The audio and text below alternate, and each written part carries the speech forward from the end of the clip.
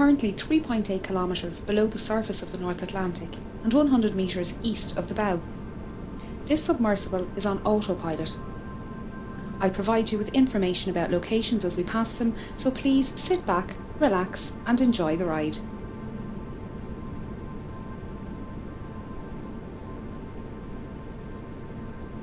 Set nose and prepare for visual contact. The RMS Titanic was the second White Star Line Olympic-class ocean liner, the first being RMS Olympic and the third being HMHS Britannic. She was 269 metres long, 28 metres wide and 72 metres tall from the bottom of her keel to the top of her masts. Visual contact. At 46,328 tonnes, she was the largest ship built at the time, being only slightly bigger than Olympic. Olympic and Titanic were the 400th and 401st hulls laid by shipbuilders Harland and Wolff in their Belfast shipyard in Northern Ireland. The two ships were built side by side, with work on the Olympic begun first. Everything on RMS Titanic was massive. This centre anchor was at the time the largest anchor forged by hand and weighed in at over 15 tonnes. The centre anchor and the two bower anchors were made by Noah Hingley and Sons in their workshop in Dudley, England. The anchors were transported to Belfast by horse, train and ship before being installed. It took 3 years to construct Titanic, but by the 2nd of April 1912, Titanic was completed and taken out to the Irish Sea for her trials. She was certified as seaworthy by the British Board of Trade and ready for her maiden voyage. She would be servicing the transatlantic route, a journey from Southampton, England to New York, USA, with stops at Cherbourg, France and Queenstown, Ireland. RMS Titanic carried mail and cargo as well as passengers. She had 6 cargo hatches with numbers 1, 2 and 3 forward and 4, 5 and 6 aft. On her left is the number 1 hatch, the access point for the forwardmost cargo hold. The hatch cover can be found lying about 100 metres in front of the bow. It was blown off this hatch when the bow impacted the ocean floor and the water inside was forced up and out of the ship. After departing Southampton on the afternoon of Wednesday the 10th of April, RMS Titanic began her 5,360 kilometres journey to New York City. She was due to arrive in the early hours of Wednesday the 17th of April, but with calm ocean conditions and good weather, it was possible she could arrive early on Tuesday evening instead. The night of the 14th of April was moonless and a light fog was developing on the horizon. Titanic's captain Edward Smith had received a number of ice warnings during the day and had changed their course so they were further south to avoid the affected areas. The captain retired to bed and First Officer William Murdoch took charge of the bridge as officer of the watch. Titanic steamed ahead through the night while lookouts Frederick Fleet and Reginald Lee searched the horizon for small ice. They were standing here in the crow's nest when at 11:40 p.m. Fleet spotted an iceberg directly ahead. He rang the warning bell 3 times to indicate an obstacle ahead and phoned the bridge.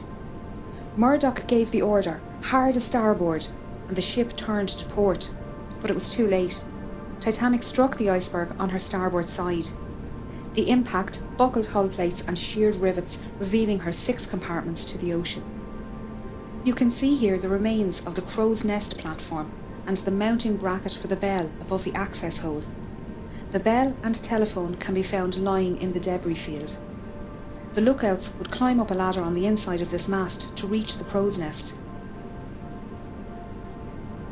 Both Lee and Fleet didn't believe Titanic had struck the iceberg hard and thought it was just a close shave. They didn't realise the seriousness of the situation until they arrived on the boat deck and were ordered into lifeboats.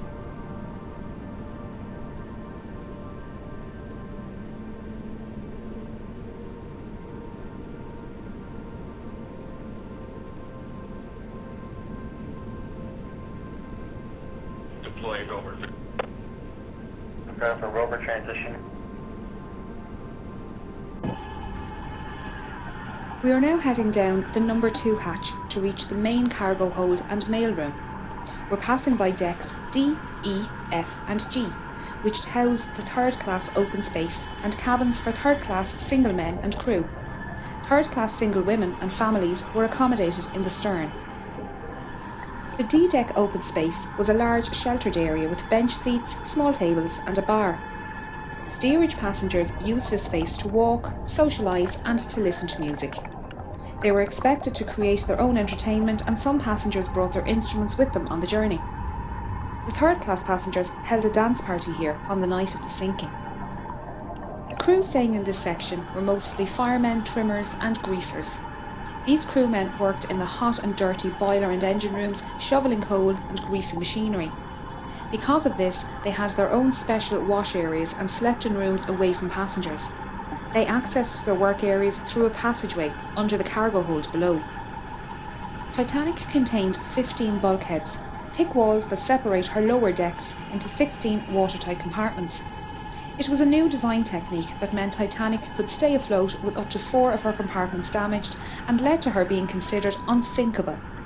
Unfortunately, the collision with the iceberg opened 6 compartments.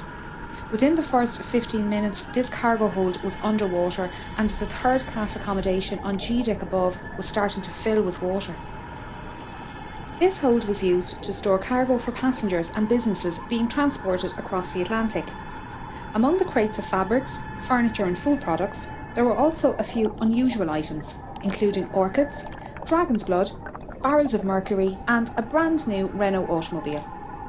Some of the more expensive items being carried included Egyptian artefacts heading for the Denver Museum, the Rubaiyat of Omar Khayyam and the Le Circassiano Ben painting by Blondel. These items were most likely held in the first-class baggage area next door, but were lost along with the mailroom when that section filled with water 20 minutes after the collision.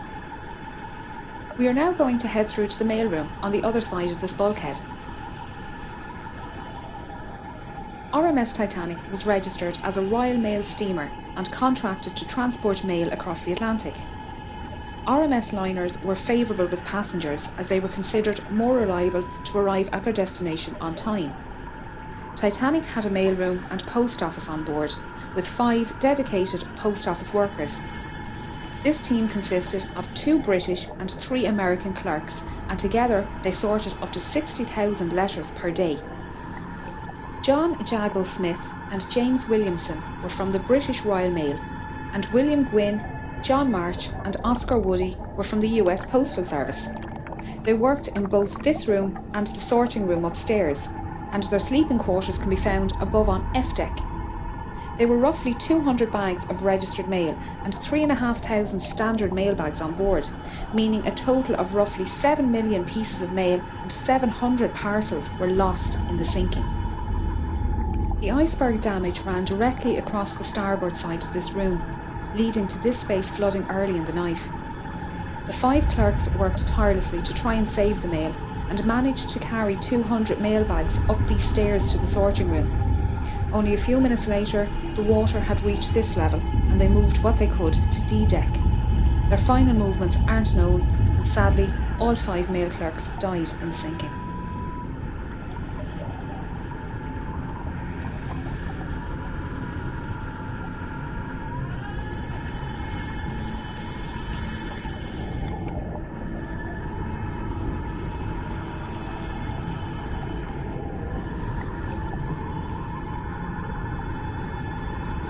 Calling Rover.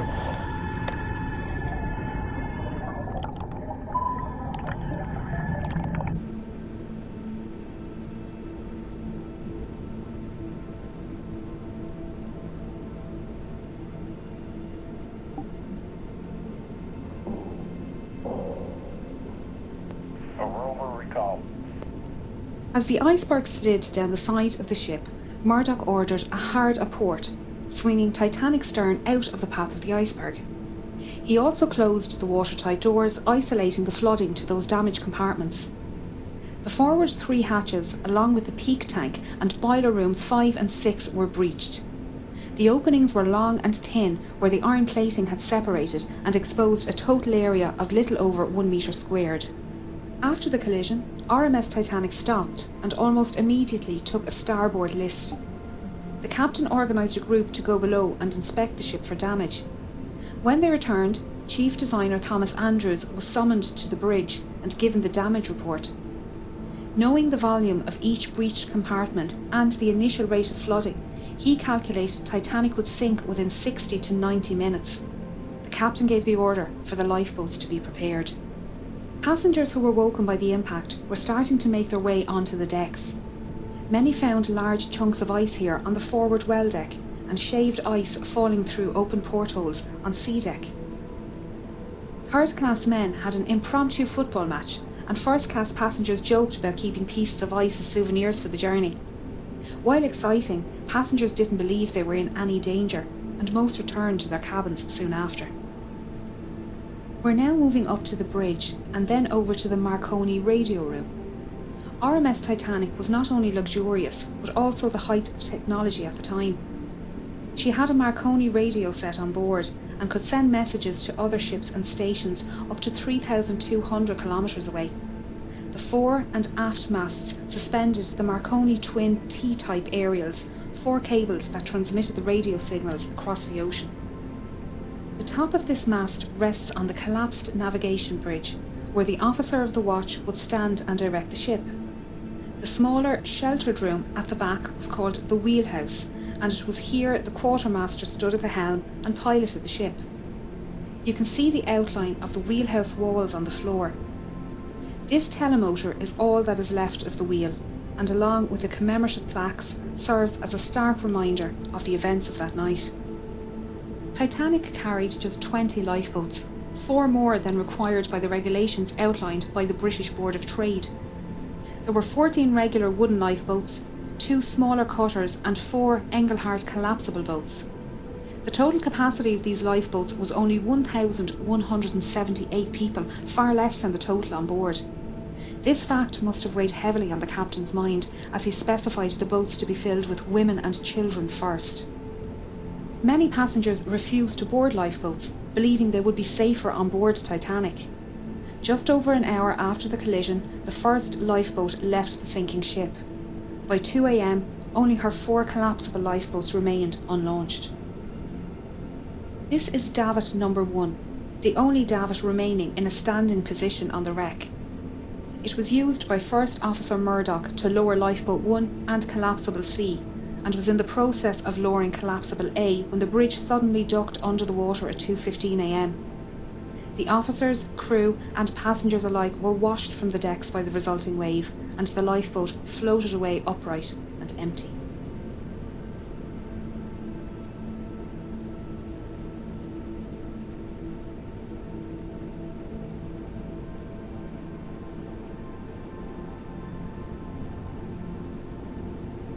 This hole is where the forwardmost funnel was situated. As the bow dipped under the surface, the funnel fell forward and crushed the starboard bridge wing and the people swimming in the water nearby. The stern rose out of the water, peaking at an angle of around 15 degrees. This placed stress on Titanic's keel, which buckled and twisted, tearing the ship in half and sending the waterlogged bow plummeting to the ocean floor. The tear wasn't clean, with the decks failing to hold at varying positions.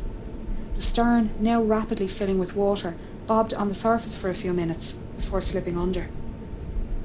Those in lifeboats had rowed far away from the ship for fear of being pulled under by the suction as Titanic sank. They were now left to decide whether they remained safe in their boat or try to rescue some of the 1,500 people floating in the freezing water. If they returned to the wreckage, they risked being capsized by panicked swimmers trying to climb into their lifeboat. It was a hard decision, and many decided the risk was too great. Only 3 boats pulled people from the ocean that night. Most people in the water succumbed to hypothermia within 15 to 20 minutes, their life belts keeping them afloat. A few managed to make their way to the unlaunched collapsibles A and B and pulled themselves aboard. Here they waited, in the dark, not knowing how long they would be floating on the open sea. The opening ahead of us is the Marconi room skylight. We're now going to descend into the room to learn about the rescue.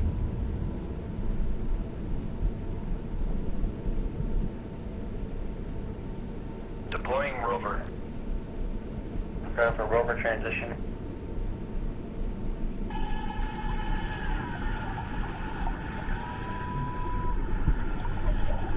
Throughout the night, senior operator Jack Phillips worked the 5 kilowatt Marconi wireless radio set to send out distress signals using both the old CQD and new SOS call codes. He alerted nearby ships to their position and status and received updates of ship locations and estimated arrival times. Junior operator Harold Bride took these updates to Captain Smith and passed the captain's responses back to Phillips for transmission. RMS Carpathia radio operator Harold Cotton was off duty and about to go to bed when he decided to listen in to the nightly news from Cape Cod. Operators there mentioned they had ice warnings for Titanic, and Cotton decided to pass on the message. He was surprised when Phillips responded to his call with a CQD and gave Titanic's location. Cotton immediately took the message to Carpathia's captain Arthur Rostrom, who ordered all hands on deck and told Cotton to let Titanic know they were on their way. These calls for assistance were only possible with the help of the Titanic's engineers working down in the ship's engine room. The dynamos powered the ship's lights, water pumps and Marconi equipment. As Titanic took on more water, her engines began to fail and the signal strength weakened. Bride adjusted the current and motor speed to find the strongest spark, while Phillips tested the equipment in the room next door. Bride's final settings can be seen on the wall here.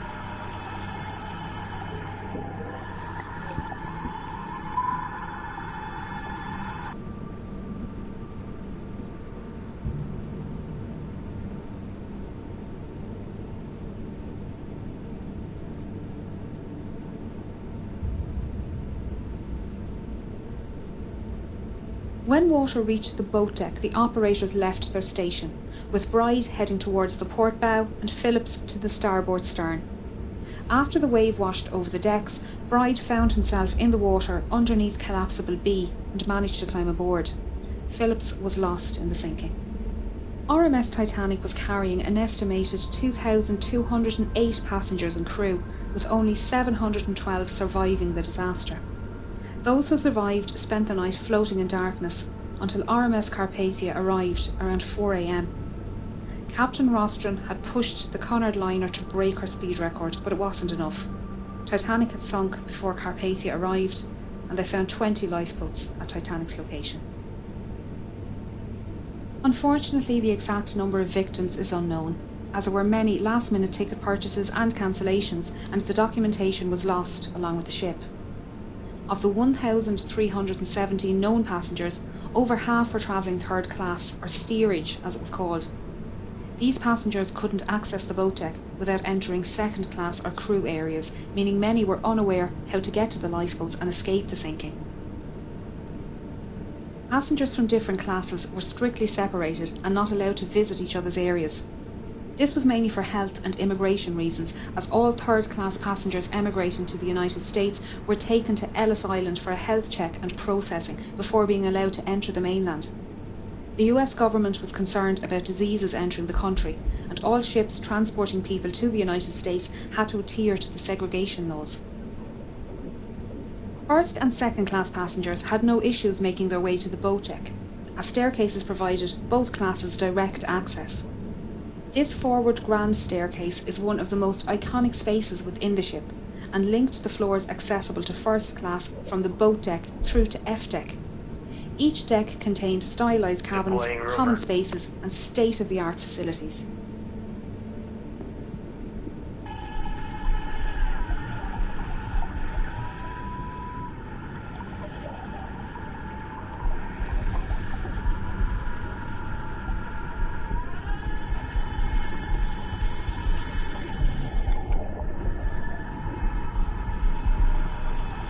A deck comprised of the first class lounge, promenade, reading room and smoking room.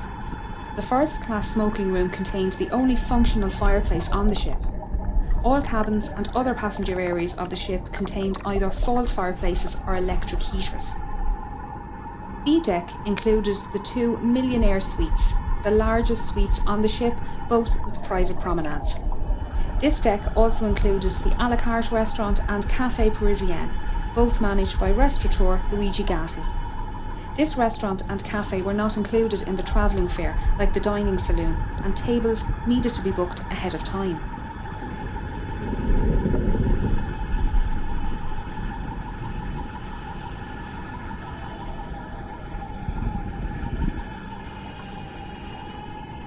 C deck was known as the shelter deck and contained first-class accommodation along with a first-class barber shop, inquiry office and purser's office. It was the highest deck to run the length of the ship uninterrupted. There were 135 first-class cabins and 2 sitting rooms on this deck, able to accommodate up to 315 passengers. Like all other decks on Titanic, there were no room number 13. C deck also contained the second-class library and third-class general and smoking rooms. These were situated in the stern section, currently located 600 metres south of the bow. There were 2 purser's offices on board, one for first class and one for second class. The offices were run by 6 pursers who handled passenger inquiries, cash and valuables in the safe, and issued tickets to the Turkish baths and swimming pool on F deck. First and second class passengers needed to register their arrival at their respective purser's office, and they were given maps of the ship. This office was also the first point of call if first class passengers wished to send telegraph messages using the new wireless technology on board. Chief Purser Hugh McElroy was well known among the first class passengers and crew, having served on White Star liners for 13 years. He often dined alongside passengers in the restaurant. During the cross-channel journey, McElroy kept a canary in his cabin, minding it during its delivery to a friend in Cherbourg. On the night of the accident, he was seen assisting with loading and lowering Lifeboat 9. He helped women enter the boat and spoke with owner Bruce Ismay. He was also seen on deck speaking with Assistant Purser Reginald Barker and surgeons William O'Loughlin and John Simpson. The friends were standing silently watching the last boats being lowered and spoke briefly with Officer Lightoller before shaking hands and saying their goodbyes.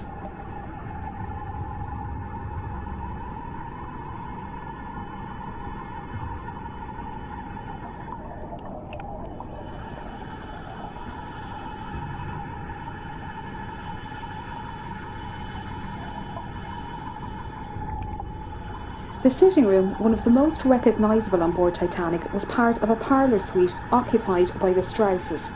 It was decorated in the Regency style with mahogany furniture and gilt panels. It was the only room on board in this style, and you can still see the golden clock sitting on the mantelpiece surrounded by debris. The bedroom next door also contained mahogany furniture, this time contrasting with the white gilt panelling and decorated in the Empire style. Isidore Strauss was one of the owners of Macy's department store, and he and his wife Ida were returning home to the United States after visiting Europe for the winter. Their adult son Jesse was travelling with his young family from New York towards Europe on board the liner SS America, and their ships crossed paths in the afternoon of the 14th of April. Isidore sent a short message to Jesse that afternoon, noting the fine weather they had experienced. Unfortunately, Jesse wouldn't learn of his parents' fate until some 4 days later.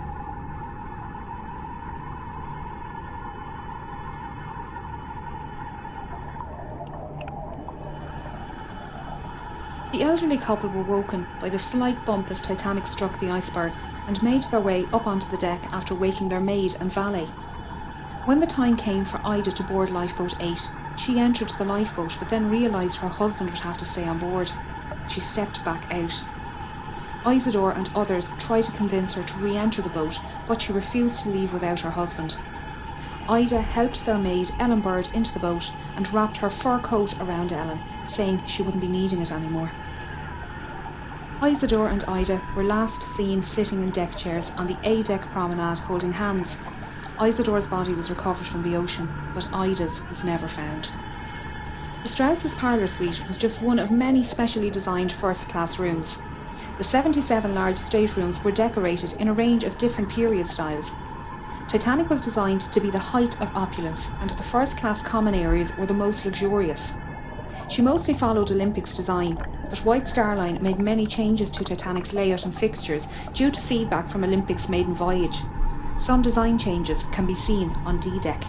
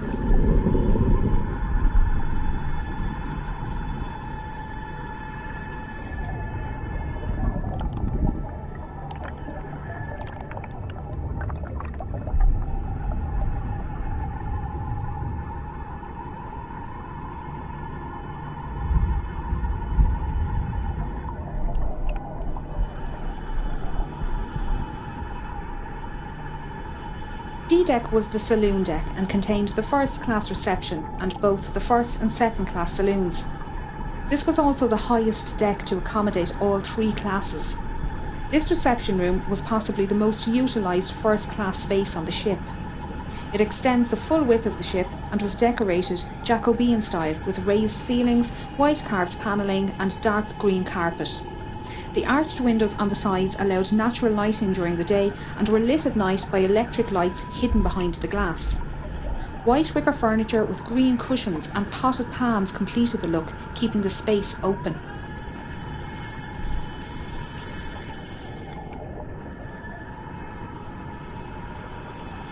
A Steinway grand piano sat in the corner and was played as part of a quintet during afternoon tea and in the evenings. Passengers would sit and listen to the band before heading to dinner in either the B-deck restaurant or through the double doors to the first-class saloon. Percy Fletcher, the ship's bugler, called passengers to their evening meals by playing the Old Roast Beef of England at various locations around the ship.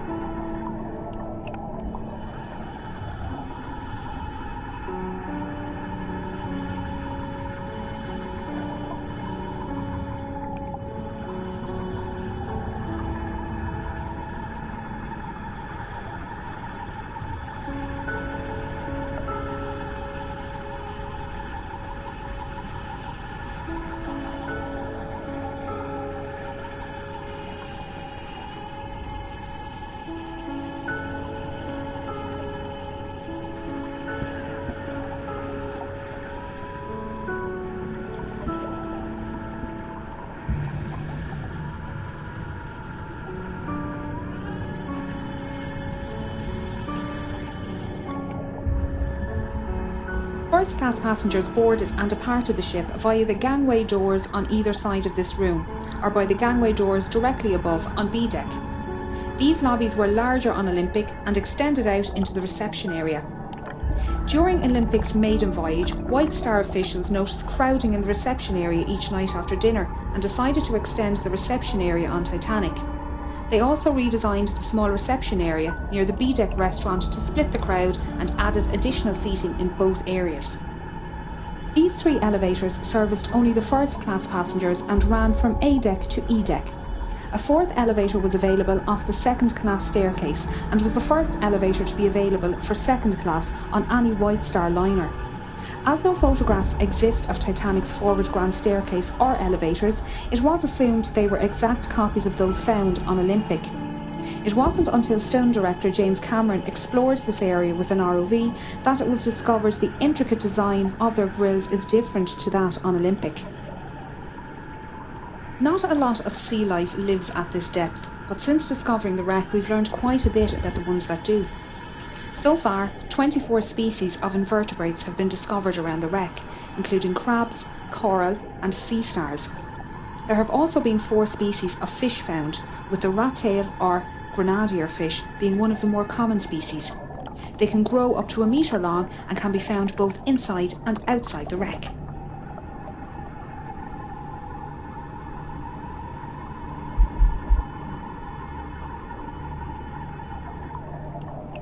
E-deck was also known as the upper deck and provided accommodation for first, second and third class passengers as well as most of the crew. An access corridor used by both crew and steerage ran almost the length of the ship on the port side, just behind this door. Named Scotland Road by the crew after the busy street in Liverpool, the 2.6 metre wide corridor allowed passengers to make their way to and from the dining saloons on F deck and crew to reach their quarters. This side of the door was strictly first class only, and running down the starboard side were 45 staterooms. These rooms were alternative first or second class and were therefore not as luxurious as those on the decks above, but still comfortable. Many contained mahogany furniture with white enamelled brass beds.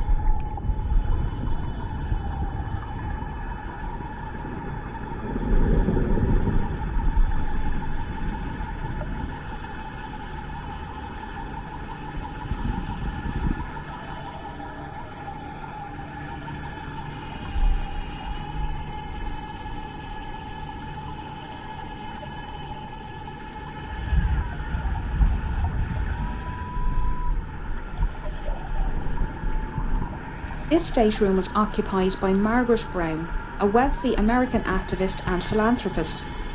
She was heavily involved in workers' and women's rights and campaigned to support those less fortunate both before and after the accident. Margaret was holidaying in Egypt with friends when she received a message that her eldest grandson was seriously sick at home in the United States. She booked the earliest ship from Cherbourg back to New York, the RMS Titanic. In her interview with Colonel Archibald Gracie, she stated she was lying on her brass bed reading at the time of the accident. She felt the bump, but didn't think much of it and kept reading. It wasn't until she heard men talking about heading up on deck that she decided to find out what happened. One of the men told her to grab her lifebelt and head up onto the boat deck with them.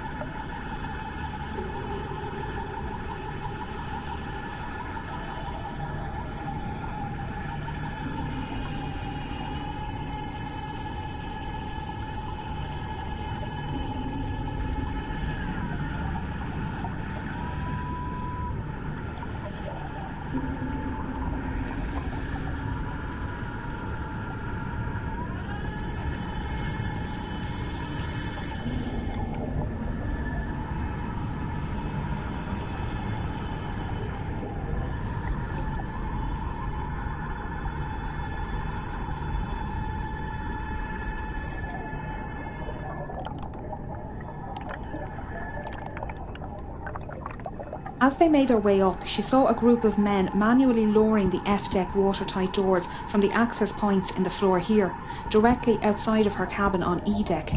The men were joking around as they worked, so she thought it must only be precautionary. Margaret helped women board lifeboats on the port side of the ship before being persuaded to join Lifeboat 6. She noticed her lifeboat was lacking rowers and organised people to take an oar. She tried to convince the passengers of her lifeboat to head back to the wreck and save those swimming, but was met with opposition from the quartermaster in charge. Once on board RMS Carpathia, she organised a 9-member survivors committee who raised compensation funds for second and third class passengers and paid for passenger telegraph messages.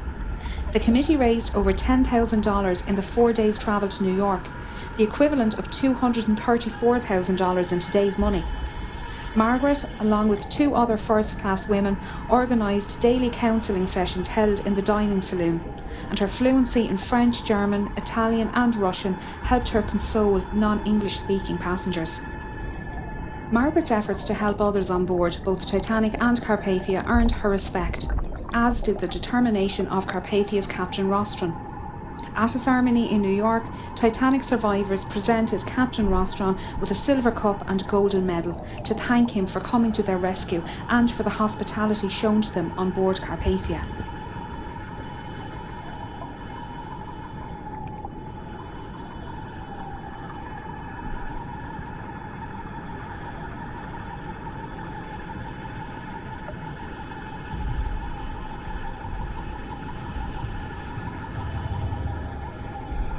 This watertight door is the one Margaret Brown watched being lowered from the floor above. On the other side of the door is the swimming bath and the linen storage rooms. Their state is unknown, although this area flooded around an hour after the accident and is expected to be in good condition due to the lack of water movement here. As we can see, the Turkish baths are well preserved. This was the cooling room, and first-class passengers would relax here after using the temperate, hot and steam rooms just off the side door.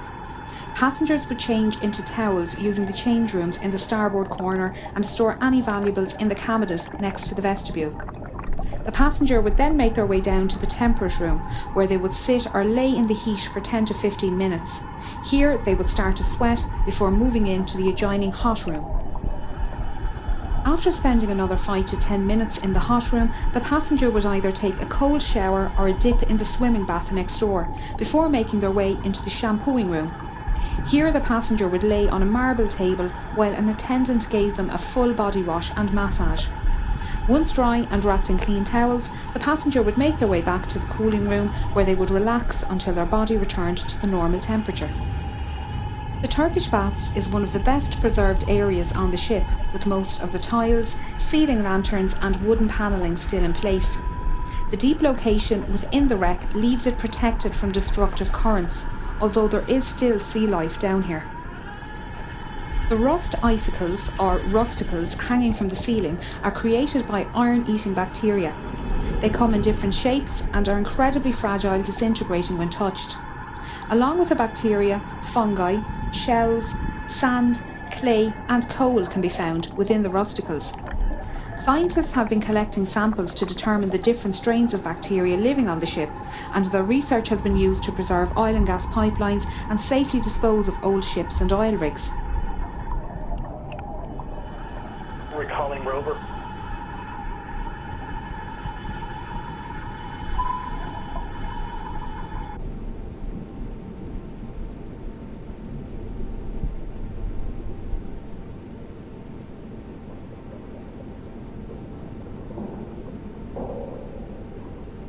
A rover recall.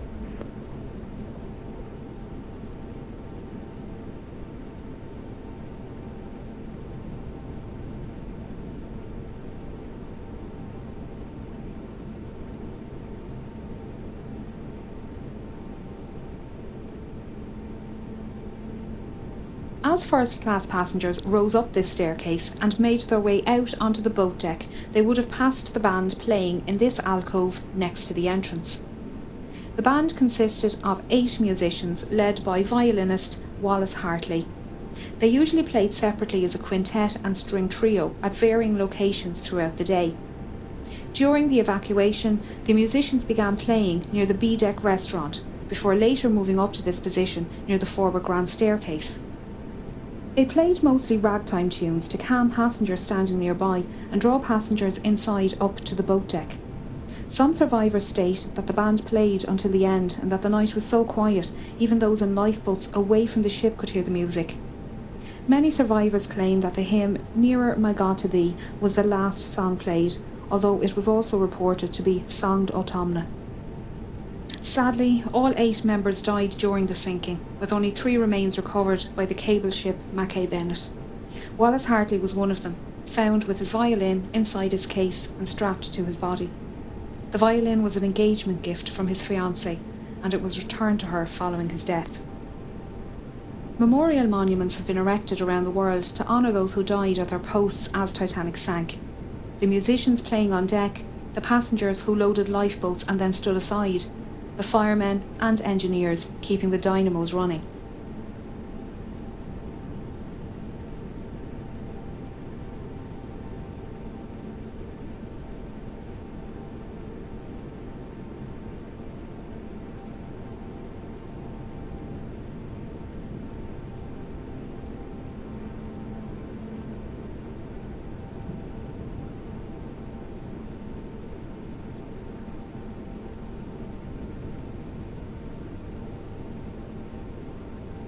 The boilers standing here are part of Boiler Room 2 and were running until the end, powering the dynamos in the stern. A skeleton crew remained in the electrical engine room, redirecting power and keeping the lights on.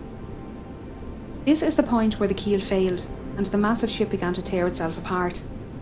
As so much of the ship between the bow and stern sections is scattered in the debris field, it's difficult to piece together the last moments of Titanic. Even those watching it happen couldn't agree, with the inquiries held in both the United States and England producing contradicting accounts. Many expositions to find and raise the wreck were proposed over the years, with the exact location of her wreck being unknown. Titanic's coordinates sent out in distress on the night of the accident had been incorrect. On 1st of September 1985, a Canadian-French team were searching the area when Dr. Robert Ballard came across some small debris. He followed the trail which led him to a boiler and eventually the wreck. His discovery confirmed suspicions that Titanic had in fact split, and there was no hope of raising the wreck as a whole. Scientists and historians have long argued for and against the recovery of artefacts from the site, while agreeing the site should be treated as a mass grave. Although it's predicted Titanic's wreck will disintegrate within the next 20 years, her story will intrigue generations to come.